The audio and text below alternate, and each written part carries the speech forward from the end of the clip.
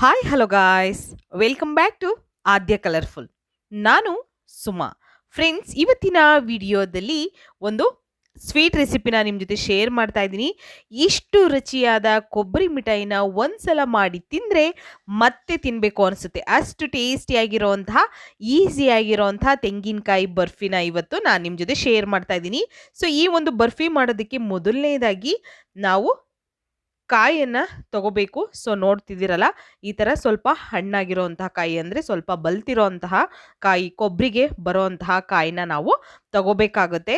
ತುಂಬಾ ಟೇಸ್ಟಿಯಾಗಿ ಆಗಬೇಕು ಅಂದರೆ ಖಂಡಿತ ವಿಡಿಯೋನ ಸ್ಕಿಪ್ ಮಾಡ್ದಲೇ ನೀವು ಪೂರ್ತಿಯಾಗಿ ನೋಡಿದ್ರೆ ಇವತ್ತಿನ ಒಂದು ರುಚಿಯಾಗಿರುವಂತಹ ಕೊಬ್ಬರಿ ಮಿಠಾಯಿ ಮಾಡುವಂತಹ ವಿಧಾನವನ್ನು ತಿಳಿಸ್ಕೊಡ್ತೀನಿ.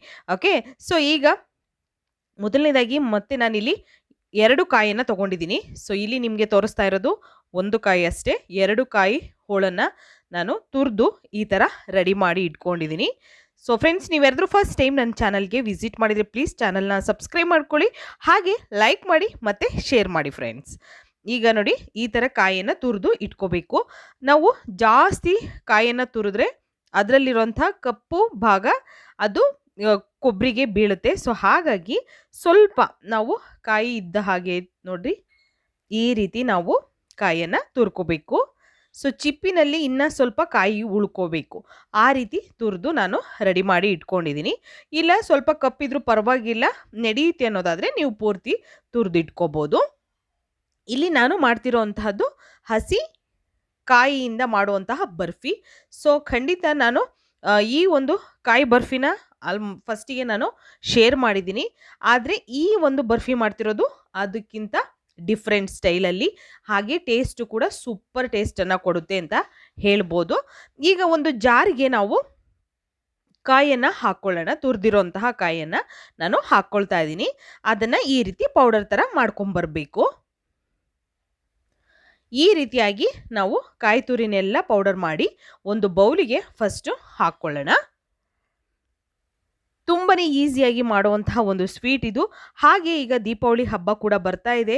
ನೀವು ಬೇಕು ಅಂತಂದರೆ ಈ ಒಂದು ಸ್ವೀಟನ್ನು ಕೂಡ ತಯಾರಿಸಿ ಸ್ಟೋರ್ ಮಾಡಿ ಕೂಡ ಇಡ್ಬೋದು. ಇದು ಯಾವುದೇ ರೀತಿ ಕೆಟ್ಟೋಗೋವಂಥ ಚಾನ್ಸಸ್ ಇರೋದಿಲ್ಲ. ನೀವು 15ರಿಂದ 20 ದಿನ ಅಥವಾ ನೀಟಾಗಿ ಮಾಡಿದ್ರೆ 1 ತಿಂಗಳವರೆಗೂ ಕೂಡ ಇದನ್ನು ಸ್ಟೋರ್ ಮಾಡಿ ಇಟ್ಕೋಬೋದು. ಈಗ ಒಂದು ಪ್ಯಾನಿಗೆ ನಾನು 1 ಸ್ಪೂನ್ ಆಗುವಷ್ಟು ತುಪ್ಪನ ಹಾಕ್ಕೊಂಡಿದ್ದೀನಿ. ಹಾಗೆ ಇದಕ್ಕೆ 3 ಟೇಬಲ್ ಸ್ಪೂನ್ ಆಗುವಷ್ಟು ಹಾಲನ್ನು ಹಾಕ್ಕೊಂಡಿದ್ದೀನಿ. ತುಪ್ಪ ಸ್ವಲ್ಪ ಬಿಸಿಯಾದ ನಂತರ ಹಾಲನ್ನು ಹಾಕ್ಕೊಂಡಿದ್ದೀನಿ. ನಂತರ ಇವಾಗ ನಾವು ಇದಕ್ಕೆ 2 ಟೇಬಲ್ ಸ್ಪೂನ್ ಆಗುವಷ್ಟು ಮಿಲ್ಕ್ ಪೌಡರ್ನ ಹಾಕ್ಕೊಳ್ಳೋಣ. ಹಾಲಿನ ಪೌಡರ್ನ ಮನೆಯಲ್ಲಿ ಹೇಗೆ ತಯಾರಿಸ್ಕೋಬಹುದು ಅನ್ನೋದು ವಿಡಿಯೋ ಕೂಡ ನಾನು ಆಲ್ರೆಡಿ ಶೇರ್ ಮಾಡಿದ್ದೀನಿ ಫ್ರೆಂಡ್ಸ್. ನೀವು ಯಾರಾದರೂ ನೋಡಿಲ್ಲ ಅಂದರೆ ಖಂಡಿತ ಚಾನಲ್ನಲ್ಲಿದೆ, ಚೆಕ್ ಮಾಡಿ. ಈಗ ನಾವು ಈ ರೀತಿ ಮಿಕ್ಸ್ ಮಾಡ್ಕೊಳ್ಳೋಣ. ಇದನ್ನು ಪೌಡರ್ ಹಾಕಿದ ನಂತರ ಮಿಕ್ಸ್ ಮಾಡ್ಕೋಬೇಕು. ಯಾವುದೇ ರೀತಿ ಸ್ವಲ್ಪನೂ ಗಂಟಿರಬಾರ್ದು, ಆ ರೀತಿಯಾಗಿ ನಾವು ಮಿಕ್ಸ್ ಮಾಡ್ಕೋಬೇಕು. ನೋಡಿ, ಹೀಗೆ ನಾನು ಇದನ್ನು ಮಿಕ್ಸ್ ಮಾಡ್ಕೊಳ್ತಾ ಇದ್ದೀನಿ. ಮಿಕ್ಸ್ ಮಾಡಿಕೊಂಡು ಸ್ವಲ್ಪ ಇದನ್ನು ಗಟ್ಟಿಯಾಗೋದಕ್ಕೆ ಬಿಡೋಣ. ಕೋವಾ ತಂದು ಕೆಲವರು ಆಚೆಯಿಂದ ತಂದು ಕೂಡ ಸ್ವೀಟ್ಗಳನ್ನು ಮಾಡ್ತಾರೆ. ಬಟ್ ನಾವು ಮಿಲ್ಕ್ ಪೌಡರಿಂದನೇ ಮನೆಯಲ್ಲಿಯೇ ಕೋವಾನ ತಯಾರಿಸ್ಕೋಬೋದು. ಸೊ ಈ ರೀತಿ ಕೋವಾ ನೋಡಿ ಈಗ ರೆಡಿ ಆಗ್ತಿದೆ ಅಲ್ಲ. ಸೊ ಇದು ಪ್ಯಾನ್ ಬಿಡ್ತಾ ಇರಬೇಕು. ಅಲ್ಲಿವರೆಗೂ ನಾವು ಇದನ್ನು ಸ್ಟವ್ನ ಲೋ ಫ್ಲೇಮಲ್ಲಿ ಇಟ್ಕೊಂಡು ಇದನ್ನು ಚೆನ್ನಾಗಿ ಮಿಕ್ಸ್ ಮಾಡ್ಕೋಬೇಕು. ಈ ರೀತಿ ನೋಡ್ಬೋದು ನೀವು. ಸೊ ಈಗ ಆಗ್ತಿದೆ ಇದು. ಈ ರೀತಿ ನಮಗೆ ಕೋವಾ ರೆಡಿ ಆಗ್ತಿದೆ ಅಲ್ಲ. ತುಂಬಾ ಚೆನ್ನಾಗಾಗುತ್ತೆ. ಈ ರೀತಿ ಕೋವಾ ಮಾಡಿಕೊಂಡು ನೀವು ಈ ಒಂದು ಕೋಕೋನಟ್ ಬರ್ಫಿನ ಮಾಡಿದ್ರೆ ಖಂಡಿತ ಟೇಸ್ಟ್ ಕೂಡ ಒಂದು ಒಳ್ಳೆ ಟೇಸ್ಟನ್ನು ಕೊಡುತ್ತೆ ಫ್ರೆಂಡ್ಸ್. ನೋಡಿ, ಈಗ ಆಗಿದೆ. ಇದನ್ನು ಒಂದು ಬೌಲಿಗೆ ಹಾಕ್ಕೊಳ್ಳೋಣ. ನಂತರ ನಾನು ಪ್ಯಾನಿಗೆ ಇವಾಗ ಪೌಡರ್ ಮಾಡಿರೋಂತಹ ಕಾಯಿ ತುರಿ ಇದೆಯಲ್ಲ ಅದನ್ನು ಹಾಕ್ಕೊಂಡಿದ್ದೀನಿ. ಸೊ ಅದನ್ನು ಹಾಕಿದ ನಂತರ ನಾವು ಇದನ್ನು ಡ್ರೈ ರೋಸ್ಟ್ ಮಾಡ್ಕೋಬೇಕು. ಒಂದು 2 ಸೆಕೆಂಡ್ವರೆಗೂ ಡ್ರೈ ರೋಸ್ಟ್ ಮಾಡ್ಕೊಳ್ಳೋಣ. ಸೊ ಖಂಡಿತ ನಿಮಗೆ ತಿನ್ನಬೇಕು ಅಂತ ಸ್ವೀಟ್ ಅನಿಸ್ತಾ ಇರುತ್ತಲ್ಲ, ಆವಾಗೆಲ್ಲ ನೀವು ತಯಾರಿಸಿ ಇದನ್ನು ಸ್ಟೋರ್ ಮಾಡಿ ಕೂಡ ಇಡ್ಬೋದು ಫ್ರೆಂಡ್ಸ್. 1 ತಿಂಗಳವರೆಗೂ ಕೂಡ ನೀವು ಸ್ಟೋರ್ ಮಾಡಿ ಇಟ್ಕೋಬೋದು. ತುಂಬಾ ಈಸಿಯಾಗಿ ಮಾಡುವಂಥ ಒಂದು ಸ್ವೀಟ್ ಇದು. ಸೊ ನೋಡಿ, ಈ ಥರ ನಾನು ಒಂದು 2 ನಿಮಿಷ ಹಾಗೆ ಫ್ರೈ ಮಾಡ್ಕೊಳ್ತಾ ಇದ್ದೀನಿ. ಸ್ವಲ್ಪ ನಮಗೆ ಡ್ರೈ ಅನ್ನಿಸ್ಬೇಕು, ಅಲ್ಲಿವರೆಗೂ ಫ್ರೈ ಮಾಡ್ಕೊಳ್ಳೋಣ. ಸ್ಟವ್ನ ಆದಷ್ಟು ಲೋ ಫ್ಲೇಮ್ ಇಟ್ಕೊಳ್ಳೋಣ. ನೀವು ಖಂಡಿತ ಈ ರೀತಿ ಕೊಬ್ಬರಿ ಮಿಠಾಯಿನ ಒಂದ್ಸಲ ಮಾಡಿ ತಿಂದರೆ ಇದರ ರುಚಿನೇ ಮರೆಯೋಲ್ಲ, ಮತ್ತೆ ಮತ್ತೆ ತಿನ್ನಬೇಕು ಅನಿಸುತ್ತೆ, ಅಷ್ಟು ಚೆನ್ನಾಗಿರುತ್ತೆ ಫ್ರೆಂಡ್ಸ್. ಖಂಡಿತ ನೀವು ಮಾಮೂಲಿಯಾಗಿ ತಿಂದಿರುವಂತಹ ಒಂದು ಕೋಕೋನಟ್ ಬರ್ಫಿಗಿಂತ ಒಂದು ಡಿಫ್ರೆಂಟ್ ಟೇಸ್ಟನ್ನೇ ಕೊಡುತ್ತೆ ಅಂತ ಹೇಳ್ಬೋದು ಇದು. ನೋಡಿ, ನಂತರ ನಾನು ಇಲ್ಲಿ ಬೆಲ್ಲನ ಪೌಡರ್ ಮಾಡಿ ಇಟ್ಕೊಂಡಿದ್ದೀನಿ. ಈ ರೀತಿಯಾಗಿ ಪುಡಿ ಮಾಡಿ ನಾವು ಹಾಕ್ಕೊಳ್ಳೋಣ. ನಿಮ್ಮ ರುಚಿಗೆ ಅನುಗುಣವಾಗಿ ನೀವು ಬೆಲ್ಲನ ಉಪಯೋಗಿಸ್ಬೋದು. ನಾನಿಲ್ಲಿ ಸುಮಾರು 1 ಕಪ್ ಆಗುವಷ್ಟು ಬೆಲ್ಲನ ಉಪಯೋಗಿಸ್ತಾ ಇದ್ದೀನಿ. ಹೀಗೆ ಇದನ್ನು ಮಿಕ್ಸ್ ಮಾಡಿಕೊಳ್ಳೋಣ, ನೀಟಾಗಿ ಮಿಕ್ಸ್ ಮಾಡ್ಕೊಳ್ಳೋಣ. ಬೆಲ್ಲದಲ್ಲಿ ಸ್ವಲ್ಪ ನೀರು ಬಿಟ್ಕೊಳ್ಳುತ್ತೆ, ಏನೂ ತೊಂದರೆ ಇಲ್ಲ. ಅದನ್ನು ನಾವು ಈ ರೀತಿಯಾಗಿ ಮಿಕ್ಸ್ ಮಾಡಿಕೊಂಡ್ರೆ ಸಾಕಾಗುತ್ತೆ. ನೋಡಿ, ಹೀಗೆ ಇದನ್ನು ಮಿಕ್ಸ್ ಮಾಡ್ಕೊಳ್ಳೋಣ. ಚೆನ್ನಾಗಿ ಮಿಕ್ಸ್ ಆಗಬೇಕು. ಕಾಯಿ ತುರಿ ಮತ್ತು ಬೆಲ್ಲ ಎರಡೂ ಕೂಡ ನೀಟಾಗಿ ಮಿಕ್ಸ್ ಆಗಬೇಕು. ಹಾಗೆ ಮಿಕ್ಸ್ ಮಾಡ್ಕೊಳ್ಳೋಣ. ನಾನು ಸುಮಾರು ಸ್ವೀಟ್ ರೆಸಿಪಿನ ನಿಮ್ಮ ಜೊತೆ ಶೇರ್ ಮಾಡಿದ್ದೀನಿ. ಯಾರಾದರೂ ನೋಡಿಲ್ಲ ಅಂದರೆ ದಯವಿಟ್ಟು ಚಾನಲಲ್ಲಿ ಚೆಕ್ ಮಾಡಿ ಫ್ರೆಂಡ್ಸ್, ತುಂಬಾ ಸ್ವೀಟ್ಸು ನಿಮಗೆ ಸಿಗುತ್ತೆ. ನೋಡಿ, ಈ ರೀತಿ ಮಿಕ್ಸ್ ಮಾಡ್ಕೊಳ್ಳೋಣ. ಈಗ ಕರೆಕ್ಟಾಗಿ ಮಿಕ್ಸ್ ಆಗಿದೆ. ಈಗ ನಾವು ಮಾಡಿರೋಂತಹ ಕೋವಾ ಇದೆಯಲ್ಲ, ಸೊ ಮಿಲ್ಕ್ ಪೌಡರ್ ಕೋವಾ, ಈ ಕೋವಾನ ಇವಾಗ ನಾವು ಈ ಒಂದು ಸ್ವೀಟಿಗೆ ಹಾಕ್ಕೊಳ್ಳೋಣ.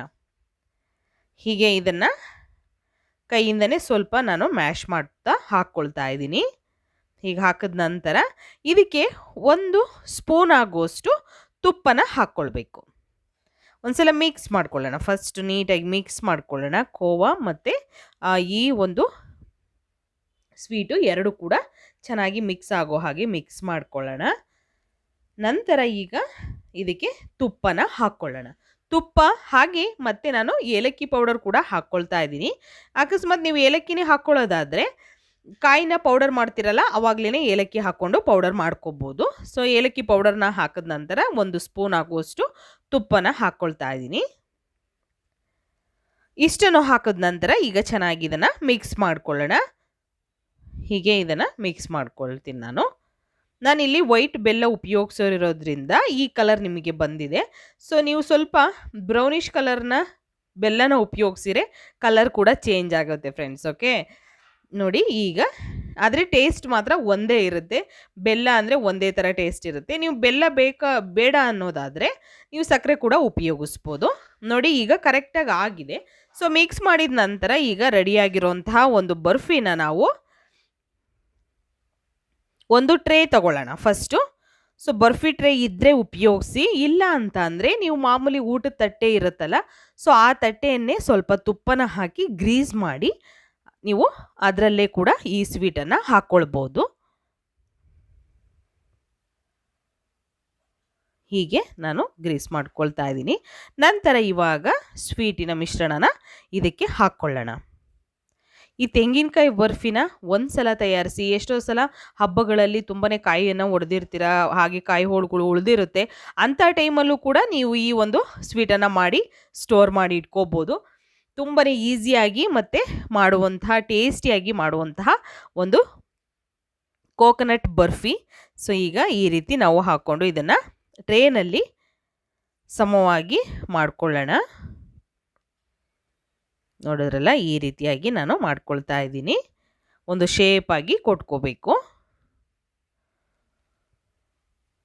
ಹೀಗೆ ಸಮ ಮಾಡ್ಕೊಳ್ಳೋಣ. ಮೇಲೆಲ್ಲ ನೋಡ್ಬೋದು ನೀವು. ಹಾಗೆ ಇದು ಸ್ವಲ್ಪ ರೆಸ್ಟಿಗೆ ನಾವು ಸುಮಾರು ಒಂದು 10 ನಿಮಿಷ ಇಟ್ಟರೆ ಸಾಕು, ಜಾಸ್ತಿ ಟೈಮೇ ತಗೊಳ್ಳೋದಿಲ್ಲ. ಒಂದು 10 ನಿಮಿಷಕ್ಕೆ ಇದು ಕರೆಕ್ಟಾಗಿ ನಮಗೆ ಸೆಟ್ ಆಗುತ್ತೆ. ಸೊ ಸೆಟ್ ಆದ ನಂತರ ಇದನ್ನು ನಾವು ಕಟ್ ಮಾಡ್ಕೊಳ್ಳೋಣ. ನಿಮಗೆ ಯಾವ ಶೇಪ್ ಬೇಕು ಆ ಶೇಪಲ್ಲಿ ನೀವು ಕಟ್ ಮಾಡ್ಕೋಬೋದು. ಸೊ ನಾನಿಲ್ಲಿ ಸ್ಕ್ವೇರ್ ಶೇಪಲ್ಲಿ ಕಟ್ ಮಾಡಿ ನಿಮಗೆ ತೋರಿಸ್ತಾ ಇದ್ದೀನಿ ಫ್ರೆಂಡ್ಸ್. ಈಗ ಈ ರೀತಿಯಾಗಿ ನಾವು ಕಟ್ ಮಾಡ್ಕೊಳ್ಳೋಣ. ಎಷ್ಟು ಸಾಫ್ಟಾಗಿ ಇದೆ ಅಂತ ನೋಡಿದ್ರೇ ಗೊತ್ತಾಗ್ತಿದೆ, ಯಾಕೆಂದರೆ ಕಟ್ ಮಾಡಬೇಕಾದ್ರೂ ಕೂಡ ಜಾಸ್ತಿ ಗಟ್ಟಿ ಇಲ್ಲ, ತುಂಬಾ ಸ್ಮೂತಾಗಿ ಬರ್ತಾ ಇದೆ ಅದು. ಹೀಗೆ ಇದನ್ನು ಕಟ್ ಮಾಡ್ಕೊಳ್ಳೋಣ.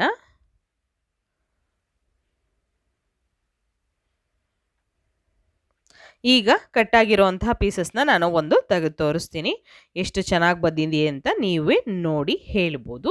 ಖಂಡಿತ ಇವಾಗ ಬರ್ತಾ ಇರುವಂತಹ ಒಂದು ದೀಪಾವಳಿ ಹಬ್ಬಕ್ಕೋ ಅಥವಾ ಯಾವಾಗಲಾದರೂ ನಿಮಗೆ ತಿನ್ನಬೇಕು ಅನ್ನಿಸ್ದಾಗ ರುಚಿಯಾಗಿರುವಂತಹ ಕೊಬ್ಬರಿ ಮಿಠಾಯಿನ ಒಂದ್ಸಲ ಮಾಡಿ ತಿಂದು ಮತ್ತೆ ಹೇಗೆ ಅನ್ನಿಸ್ತು ಅಂತ ನನಗೆ ತಪ್ಪದೆ ಕಾಮೆಂಟ್ ಸೆಕ್ಷನಲ್ಲಿ ತಿಳಿಸಿ ಫ್ರೆಂಡ್ಸ್. ಓಕೆ, ನೋಡಿ ಈಗ ಕರೆಕ್ಟಾಗಿ ನಾನು ಇನ್ನೊಂದ್ಸಲ ಕಟ್ ಮಾಡಿ ಅದನ್ನು ತೆಗಿತಾ ಇದ್ದೀನಿ. ನೋಡ್ಬೋದು ನೀವು ಎಷ್ಟು ಚೆನ್ನಾಗಿ ಬಂದಿದೆ ಅಂತ. ಈಸಿಯಾಗಿರುವಂತಹ ಕೊಬ್ಬರಿ ಕಾಯಿ ಮಿಠಾಯಿ ರೆಡಿಯಾಗಿದೆ. ನೀವು ಕೂಡ ಮನೇಲಿ ತಯಾರಿಸಿ ಹೇಗೆ ಬಂತು ಅಂತ ತಿಳಿಸಿ. ಇವತ್ತಿನ ವಿಡಿಯೋನ ಇಲ್ಲಿಗೆ ಮುಗಿಸೋಣ.